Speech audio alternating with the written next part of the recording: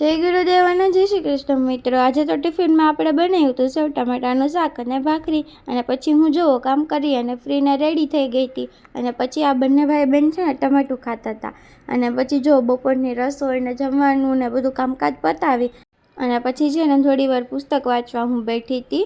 અને પછી સાંજનો રસોઈનો ટાઈમ થઈ ગયો એટલે આજે તો છે ને છોલે બનાવવાના હતા। આજની તો ભાઈની ડિમાન્ડ હતી કે છોલે ખાવા, તો મેં કીધું ચલો છોલે પલાળી દઈએ, તો પલળી ગયા હતા એટલે એમાં 2 બટાટા એડ કરી દીધા, છાલ ઉતારી અને પછી છે ને એમાં હળદર અને મીઠું નાખી અને પછી એને બાફવા મૂકી દીધા। અને પછી જો પાછો પ્લેટફોર્મ ક્લીન કરી નાખ્યો અને પછી ગ્રેવી બનાવવાની હતી એટલે ગ્રેવી માટે મેં છે ને ડુંગળીની છાલ ઉતારીને પીસ કરી અને મિક્સરમાં એડ કરી દીધી અને એમાં લસણ અને આદું પણ એડ કરી દીધું અને પછી એની પ્યુરી બનાવી લીધી। અને પછી છે ને ટમેટાની ગ્રેવી બનાવી લીધી અને પછી છોલે પનીર બનાવવાનું હતું એટલે મેં પનીરને છે ને છોલેની સાઈઝમાં કટ કરી લીધા અને પછી થોડુંક એવું ગ્રેટ કરી નાખ્યું અને એની સાથે પૂરી બનાવવાની હતી એટલે પૂરીનો લોટ બાંધતી હતી હું।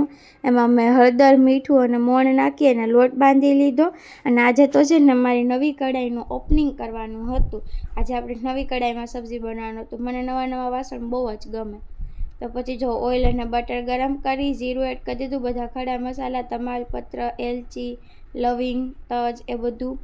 અને પછી જો ડુંગળીની ગ્રેવી એડ કરી દીધી, પછી એમાં હળદર એડ કરી, મીઠું એડ કરી દીધું અને પછી જો મસ્ત બધાનું મિક્સ કરી અને એને થોડી વાર સાતળવા રાખી દીધું। જો તેલ ઉપર આવી ગયું એટલે પછી એમાં ટમેટાં એડ કરી દીધા અને પછી ટમેટાની પ્યુરી મસ્ત સતળાઈ ગઈ એટલે એની અંદર છે ને કેપ્સિકમ એડ કરી દીધા હતા થોડાક એવા। અને પછી છે ને એમાં લાલ મરચું, ધાણા જીરું, પછી છે ને છોલેનો મસાલો અને ગરમ મસાલો બંને થોડો એડ કરી અને પછી જુઓ બધા મસાલાને થોડી વાર ચડવા દીધા અને મસ્ત જુઓ ચડી ગયા હતા એટલે એમાં પાણી નાખી અને ગ્રેવીને ઉકાળી લીધી અને પછી બટેટા એડ કરી નાખ્યા અને પછી જો છોલે પણ બફાઈ ગયેલા હતા તો એ પણ એડ કરી દીધા અને પછી પનીર નાખી દીધું અને પછી જે ગ્રેટ કરેલું પનીર હતું એ પણ એડ કરી દીધું અને પછી બધું મસ્ત મજાનું મિક્સ કરી અને બધું છે ને થોડી વાર ચડવા દીધું, ઉકળવા દીધું ઢાંકીને। અને જો ચેક કર્યું તો બધું મસ્ત ઉકળી ગયું હતું એટલે એમાં લીંબુ એડ કરી દીધું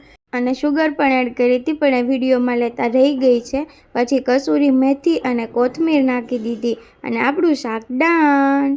તમને છોલે પનીરનું સબ્જી ભાવે કે નહીં જરા કહેજો। ને આ મમ્મીનું સબ્જી છે, મમ્મી ગરમ મસાલા અને કાંદા નથી ખાતા એટલે એનું અલગ બનાવ્યું હતું।